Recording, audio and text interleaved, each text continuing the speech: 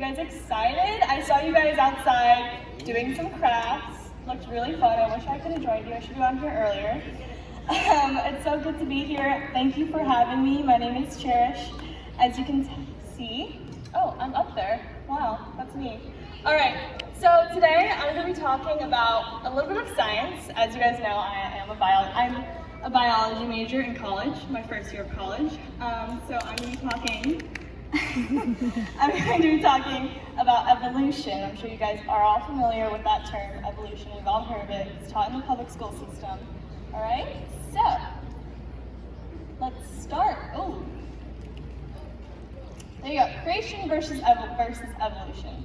All right, so before we get started, I'm gonna ask you guys a quick question. All right, what is the most powerful weapon of people who don't believe in God, so basically atheists? What do they use to get us Christians or anybody to doubt the Bible? Anybody want to answer? Taking questions? Yes? Doubt yourself. Doubt, okay, yes. Anybody else? Yes, even the blue? Who created the universe? Huh? Who created the universe? Who created the universe, right? This is a big question, something we all can't answer. Anyone else? Yes? Words. Huh? Words, of course. All right, all great answers, all true. I think shaming. A lot of atheists, a lot of people mock us Christians. They're like, you believe in a God, that's so, you believe in a God, how do you? There's no proof. Why do you even talk to a God up there who's not even here, right? So I think shaming is a powerful weapon that atheists use against us. Being you just graduated high school, I definitely felt it in school. I felt it in social media. I felt it all over, wherever we go, right?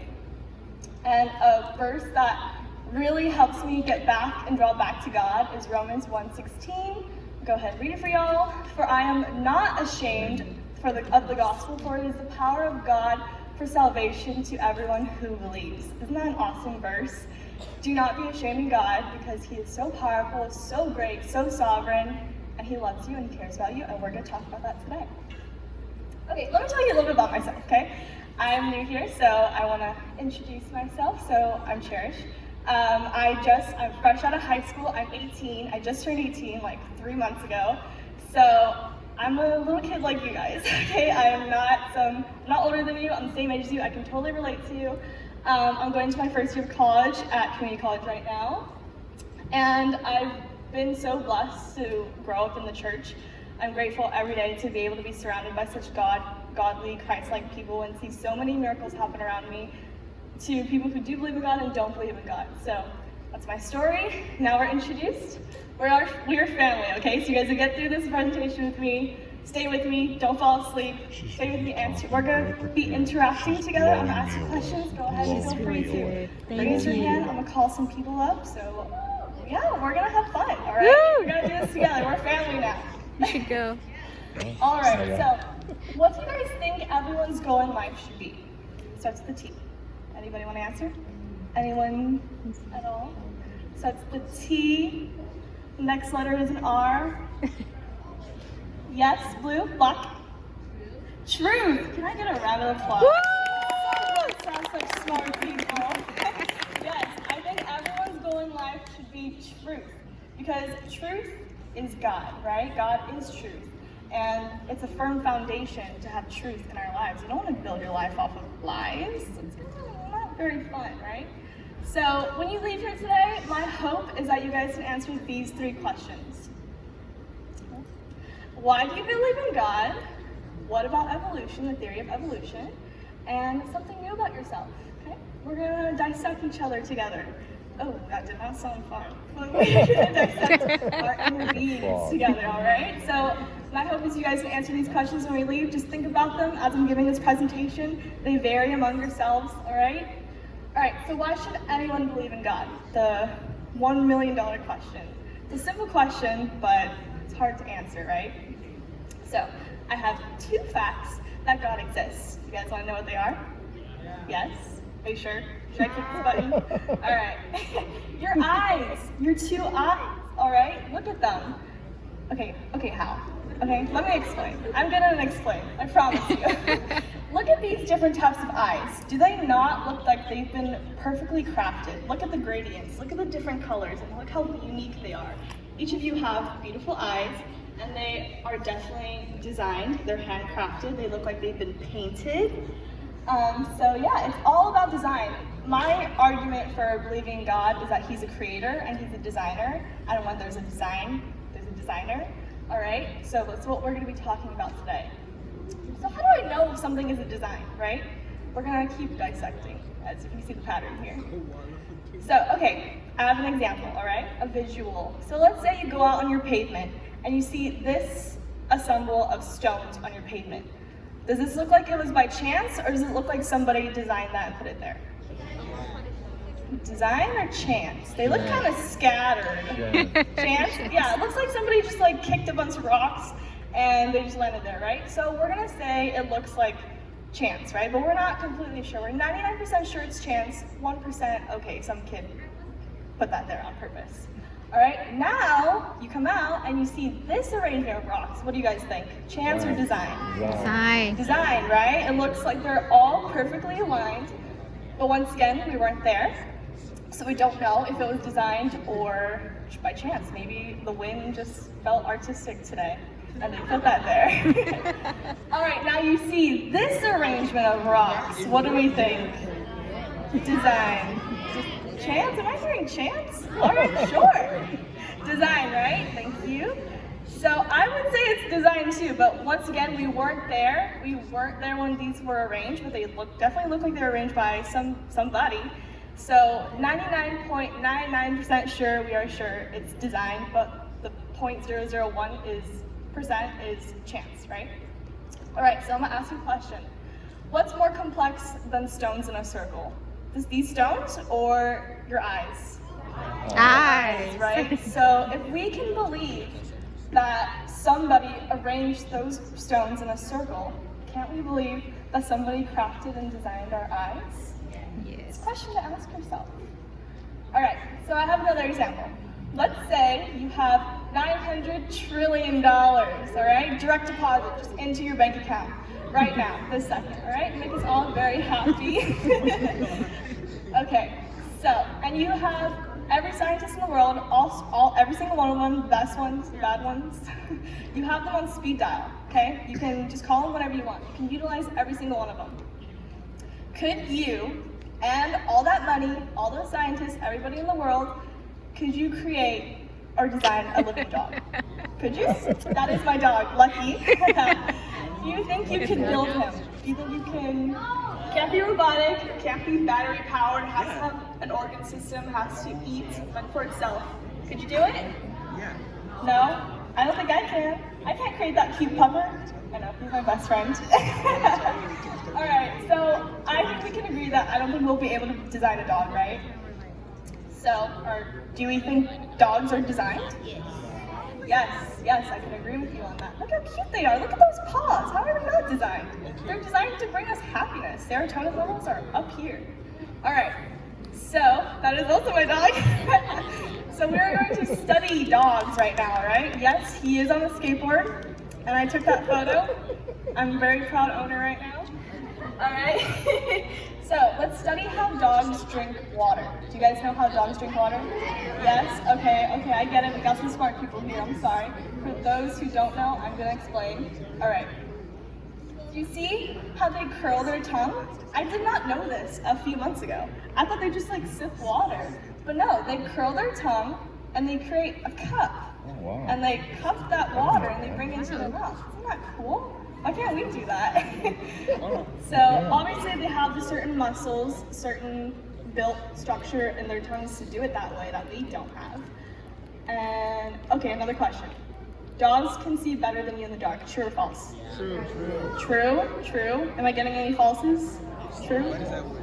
False? Okay, I got a mix. We're gonna find out right now. True. They can.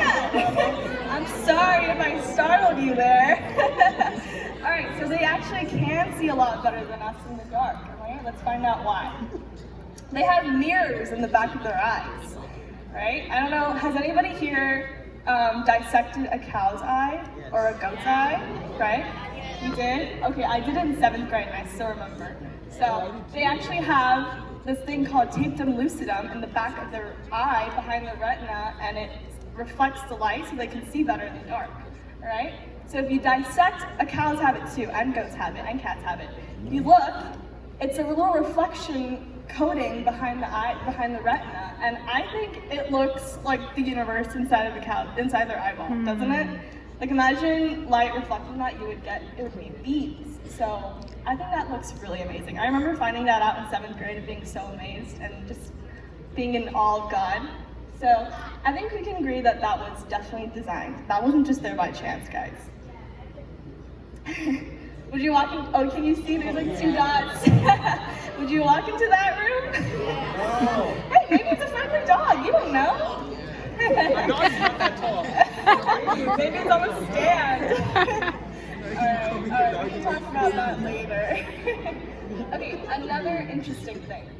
A dog can actually remember everything that it smelled in its entire life. I find that very hard to believe, but there is scientific data that proves it correct. Alright? So, true or false? All the air a dog breathes goes into its lungs. True, false? Yes? Any falses? False. False? Alright, let's see. False! Congrats to you. I don't have any prize, but thumbs up. Alright, so it's actually false. So when the dog breathes in, 80% of its air goes into its lungs for respiration. The other 20% goes into the good old olfactory for smelling. So 20% of that air is dedicated just to smelling and sniffing out certain things, and obviously it goes into the brain as receptors to memorize those scents. Alright? Yeah, if you guys look, are you guys familiar with the structure of a dog's nose? You see how they have those slits? No. So those slits allow them to inhale and exhale at the same time. Talk about multitasking. Alright, quiz time. Which breed of dog has the most scent receptors? Anybody? Yes? German Shepherd. German Shepherds, okay. Yes? Huh? Bloodhound? Wow, you're so smart. It is a bloodhound. I did not know you guys would think that. That's to you, buddy. All right, so that's a bloodhound. So beautiful. Hey, I think it's a pretty cute dog. Looks like me. All right. Oh wait, I actually have a question. All right, how many smell receptors do you guys think bloodhounds have? Yes, you're right there. 45? Okay. Yes? I would say somewhere in 1 million. 1 million? Okay, any other guesses from over here? Yes? 63. 63. All right, are you ready? It's actually 300 million. Woo! 300 million. Closest. Yeah, so that's a lot. And guess how much we have? Like 12. 2. 2? 10,000? We have 400. Pretty underwhelming. Yeah. Yeah, so you can do the math for yourself, all right? Okay, so we're gonna compare a dog's sense of smell versus our sense of smell, comparing our 300 million, no, our 400 to their 300 million smell receptors. Okay, so a human could smell about a teaspoon of sugar in a cup of coffee. That's pretty intense. That's like kind of cool. But guess how much dogs can smell? They can smell a teaspoon of sugar in 2 Olympic-sized swimming pools. Yeah, we're pretty underwhelming, but dogs are awesome. So how many of you guys think this would be like the most fun pool party ever? I would, like just golden retrievers and labs swimming around you guys. I would, honestly, that's like a glimpse of heaven for me. Alrighty, okay, I know, this is a beautiful photo too. Dogs are just awesome. So now we're gonna study the design of their teeth, alright? So, let's look at their teeth. So these front 4 right here, what do you guys think that they do? Yes, in the back. They bite down, okay. Anybody else? Yes? Tear. They chomp. Okay, so they're actually called incisors, and they're used for scraping. Scraping the meat off of bones, or if you guys ever seen dogs groom themselves when they get like ticks or fleas, they scratch themselves with their teeth. So that's what they do. Okay, now how about these guys right here? These are pretty easy, I think some people can. How about you right there? What's it called? Do you know what's it called? Yes. Yes, I'm sure they do that too. Do you know what's it called? No? Anybody? Canines? I heard it. Yes, canines. They are called canines. That was a pretty easy one, right? All right. So what do? Okay, they're for tearing and grabbing. But yes, they also use it to lock down on meat, on people, on animals, and so that their prey or whatever they have in their mouth don't get out of their mouth. Okay, one last one. What about these guys? These small little teeth right there. Molars, okay. They're called premolars. So close. So they're actually used for shredding and chewing food. So God designed dogs, right? I mean, he designed their eyes, he designed their different types of teeth. He designed all these different aspects of them so that it can make their life easier, so they can live, so they can fend for themselves. And if God designed it, that's just... They didn't design it. There's also different types of breeds, right? So if we can agree that God designed dogs, we can agree that he designed us, right? God loves you a lot more than he loves a dog, no matter how cute they are. Okay? Awesome. So now we're gonna move on. Let's play a game. All right? We're learning a little bit, but let's take a break and let's play a game. Do I have a volunteer to come up? Anybody? Where am I calling? Oh, Naomi? I will call on you. I promised you I will call on you. Oh. All right, you guys have a round of applause for Naomi for coming up. Screen. All right, so I know I got so creative with this title. Why does that dog have that expression? Okay, so we're gonna play. Okay. So, why does this dog have that expression? Is it 1, fear, 2, food, or is he having fun? What do you think? He's fear. That's fear. Let's find out. Nope. There's just a bunch of cupcakes that he really wants. Do you think that was that? All right. Another one. Ooh, no! You didn't see that. All right. This dog is saying, "I'm mad and ready to fight. I'm ready to play." Or what in the world is that? What in the world is that? I'm ready to play. I'm mad and I'm ready. Well, also, what in the world is that? You're right too. You know, there's a lot of emotions in his face right now. All right, this guy right here. What do you think? I'm scared. I'm gonna attack, or I'm playing. I'm going to attack. I'm playing. He's playing in the snow. Look how happy he looks now. I know. You cannot tell if he's close up. All right, another one. Okay. What about this guy? Fear, food, or fun? Fun? Oh, that's 100% fear. That looks terrifying. All right, thank you so much, Naomi. Can we have a round of applause for Naomi? All right, now back to the study. We had some fun, now we're gonna study some more. I'm sorry, that's why I'm here. All right, so do you guys think, are these the result of pure chance? Let's have a mutual conversation about this now, right? Somebody got up there and built that nose and gave him those mustaches and beards, right? I don't think a hurricane did that. Yeah, Lincoln is looking really good, so whoever did it, really good job. All right. So we can agree that those rocks were not by pure chance. Are these people pure chance? No. I think so. No, they were created by God so that we can create those Mount Rushmore and their faces and give them their structures, right? So why should people believe in God? I think you guys can answer this now, right? Sure, you guys want to answer me? Anybody? Yes, you. Yes, that was an awesome question. He said, so we don't go to hell, we can go to heaven and spend eternity with him, right? That's such an awesome question. I mean, awesome answer. Anybody, yes? Because it's true. Because it's true. The ultimate $100 million question, answer, right? Yes, because it's true. But obviously there's so many people who don't believe. That's why you guys are here, so you can witness to them. All right, so I have 7 more reasons to believe in God. Can I have another volunteer come up? You guys are gonna be judging a beauty contest. I'll have somebody in the, yes, whoever said me. Who said that? Come on! How about you? Yay, come on up. Alrighty, so you're going to be the judge of a beauty contest. I think that sounds pretty fun. What's your name? Jason. Jason, can I have a round of applause for Jason?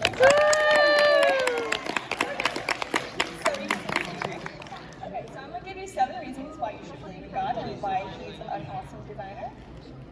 Look at these 7 butterflies. Aren't they awesome? So which one do you think is the best? I want to say C. C? I think C is pretty cool. It's a nice shade of blue. Awesome. All right, thank you. Go back down. Thank you so much. A round of applause. All right, you did an awesome job. I think because I think it's pretty cool. But all of them are pretty cool, and they all look like they're paintings or something. And they look like they were definitely designed and handcrafted. All right, I need another volunteer. Okay, right there in the black. You right there in the hoodie. I'm sorry. I'll call you up again. I'll call you up. I promise. All right, another beauty contest. You can use this one right here. What's your name? Carlson. Carlson. Round of applause for Carlson. All right. 7 more reasons. Which one do you think is the coolest? I think it's C. Yeah. Carlton, you got it, bro. Because it's on a flower. Okay. Sure. Okay, round of applause for Carlson. You can go back. Thank you. All right. We all have our own opinions, right? I think B is the coolest. Look, it's like see-through. It's translucent. I think that's pretty awesome. All right. Okay, so now the big question. Our title is literally evolution versus creation, right? So let's talk about evolution. How many of you guys have heard of the term evolution? In school, right? In the public schools, I mean, everybody here in public schools, even private schools, I think, teach it too, right? I think it's very well known between us. So the definition of evolution is all species are related and gradually change over time on their own, you know? All right, so what evolutionists believe is that we're all closely related, that we all share a common ancestor, that we came from bacteria turned into fish, and then fish turned into amphibians, and then so on, and we ended up being created. So evolutionists believe, you know, our common ancestors were like apes, those kind of primates. I don't think that's true. As a Christian, we believe that God designed us purposely. These things didn't just happen on their own. We believe that He crafted us and crafted every other living thing on the planet, right? And in the universe. So we share ancestors with apes.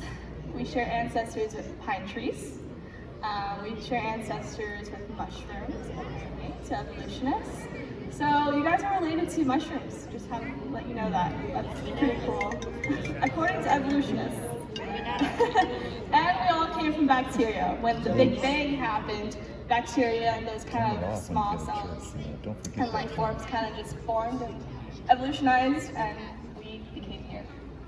So apparently this took 6 million years to happen for our ancestors of apes to form into other primates and then form into us. That took 6 million years according to scientists. That's a long time. It's funny how they calculate that. They use radiometric calculating. I think that's pretty interesting. Don't think it's accurate. So why am I telling you this? So what can we conclude about this? Do apes make what? Apes, right? And people make people, right? God didn't give us the ability to create life, to create new genes on our own, right? That was His power. And to question that or to say otherwise kind of offends his power and His sovereignty. So the thought that apes make apes and people make people, it's not religious, it's not really actually, it's genetics. You know, no matter how many times we reproduce, it's gonna be a human, a person that's gonna come out of us, right? So, quiz time. Very easy quiz. What do penguins make?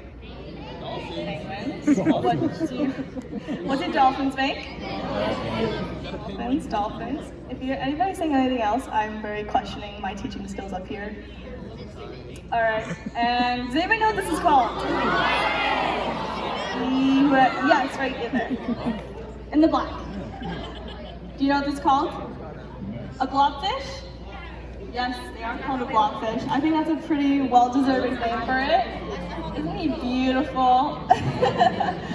Yes, God took time to create this. All right, think about that.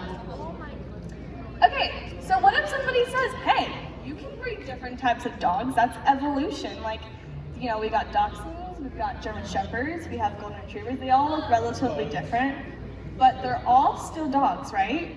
So that's technically not evolution. It's microevolution. So microevolution is basically takes place when there's natural selection that happens or there's a genetic drift in the environment, so it causes them to change. Or there's also breeding that humans do.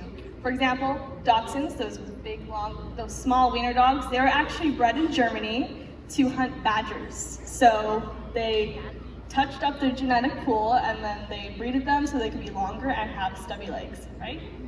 So that's not evolution, that's microevolution, which is just breeding along species. They're all still dogs, they're still canines, they just have different types of hair, types of coating, and types of colors and structures. So macroevolution is the evolution that schools are teaching, which is we came from bacteria, versus microevolution, which is dogs, wolves, they're all sort of related in that way. All right, so man and creatures of the earth cannot create as God did, as I said before, and we cannot produce or evolve new genetic material or new species. So this is why evolution is just not true according to the Bible. All right, we don't have the same ability that God does. We cannot create on our own. If you do accept that, then you simply can't believe Genesis 1. You can't, because it states that God created us. He created every living thing, and He handcrafted us and them with His own hands, with His own mind. Right? He is the ultimate intelligent designer. So what can we do? Right? We can only fashion or form things out of existing material. Right? Like how we did with the dogs, and Germans did it. They breeded wiener dogs.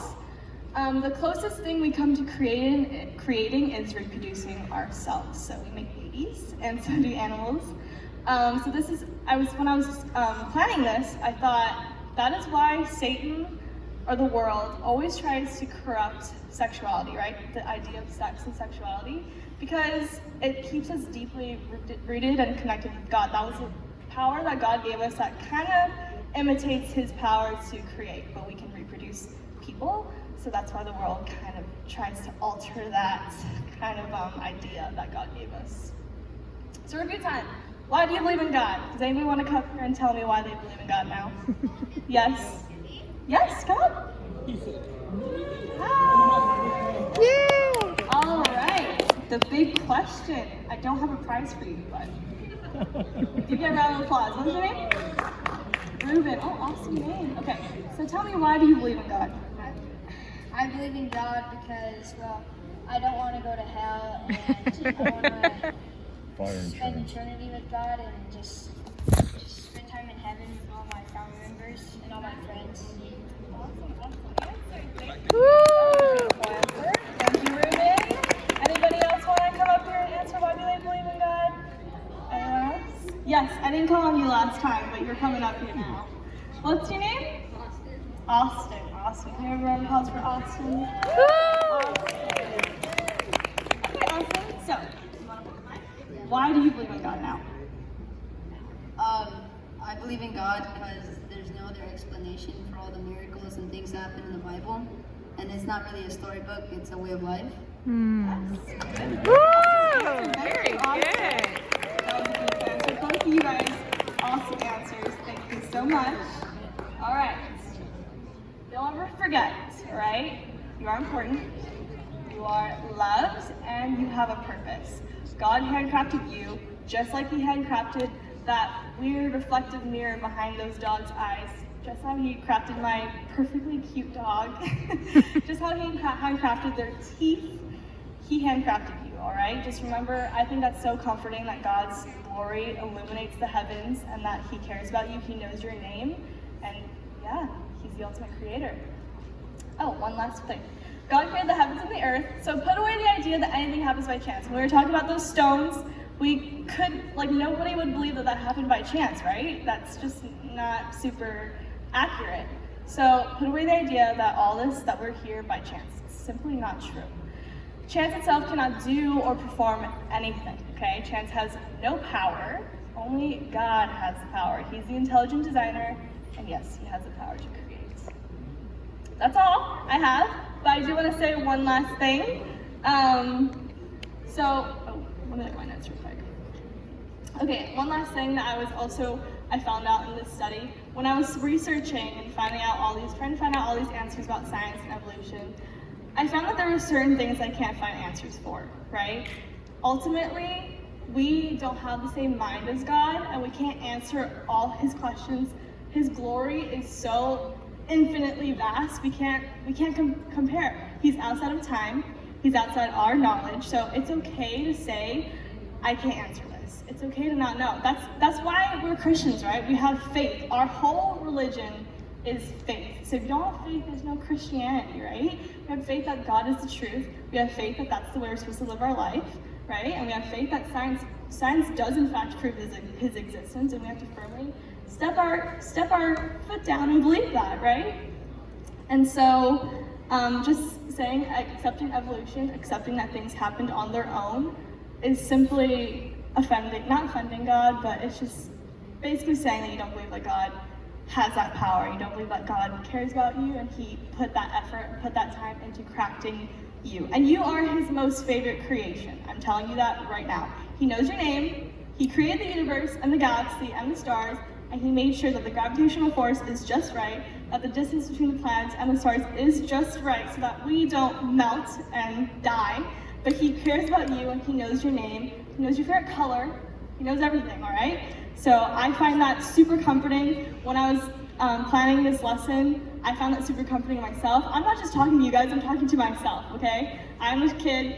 We're all kids right now. Well, we're all kids in the eyes of God, technically. So, but yeah, that's that, all right? So just, if you're to take away anything today, just know God loves you, and this proves his existence, and he knows everything about you, and he cares about you no matter how glorified his design is and everything else, all right? Thank you.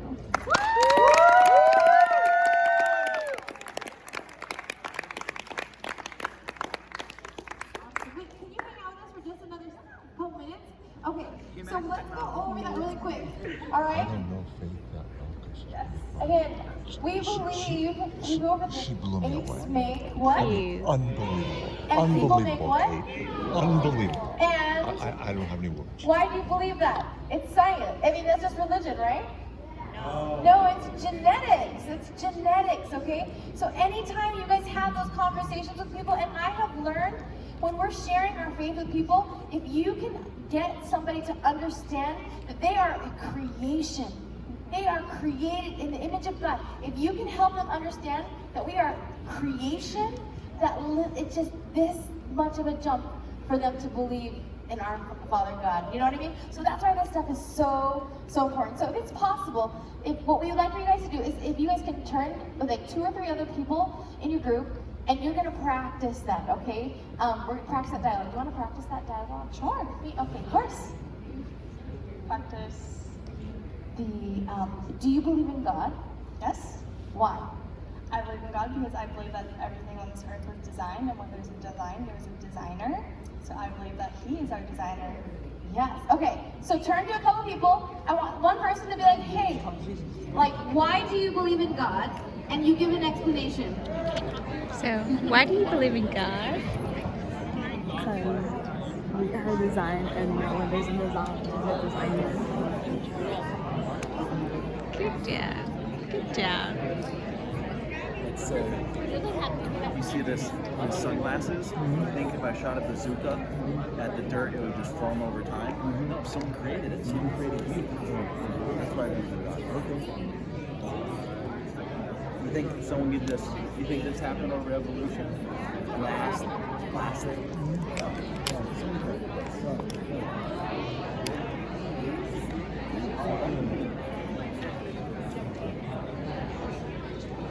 Right now, switch. Now you ask the question, okay? And how do you know it's the truth? Because apes make apes. Because God made you guys. You guys are special. People make people. Dogs make dogs.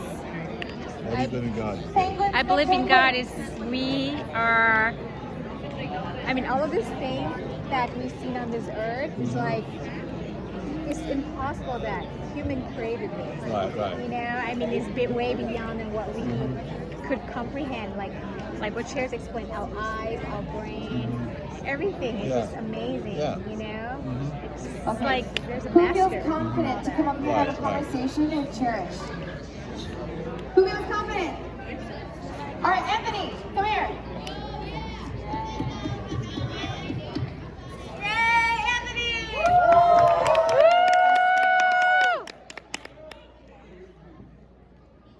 I'll be the referee. Okay. Let's meet you like right here. Come to the The table. peacemaker. Okay, you're gonna arm wrestle now. All right. All right. What's your name again? Anthony. Okay, so why do you believe in God? Because he's the way, the truth, and the life. Okay. Amen. What about evolution? I don't feel like evolution is a good place to start if they were gonna, do this.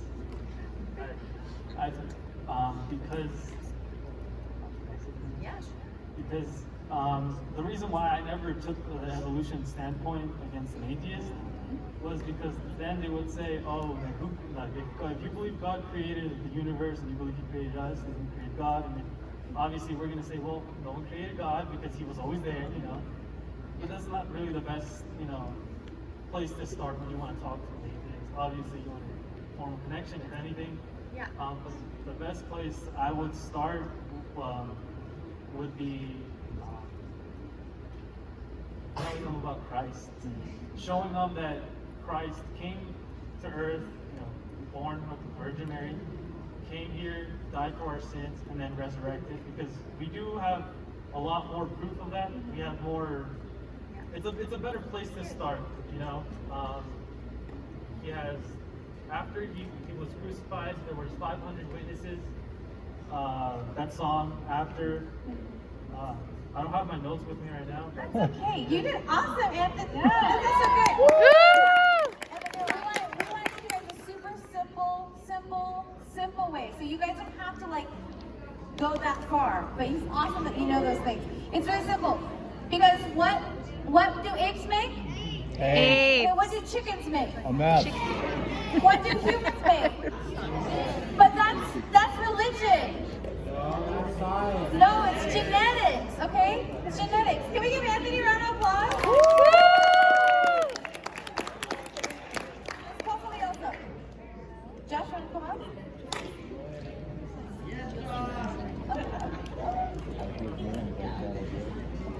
Hi, Josh. That's my friend right there. Okay. All right, so I have a question for you. So, why is God real? I would answer yes. Okay, how? How do you know that? Well, for two reasons, madam. For one, the crucifixion of Jesus Christ. And number two, what we're about to discuss today, is that I believe that God created everything you see before us. Oh, interesting. So, is everything, when the Big Bang happened, did everything just form on its own? Let me ask you a question. What's the law of conservation of mass and what's the law of conservation of energy? Let's keep it simple. Yeah! That's what's up! I love that! Breaking system. Energy is neither the first law of thermodynamics. The first law of thermodynamics. Tell me. Energy is neither created or destroyed. Exactly. And you can't put in more energy, and you can't put in more energy than you put in, right? Mm-hmm. Where's the energy going to come from? God. Exactly. Woo! That's good. That's great. Thank you. Awesome. All right. So, I'm going to invite Maggie. Can we give Cherish another round of applause?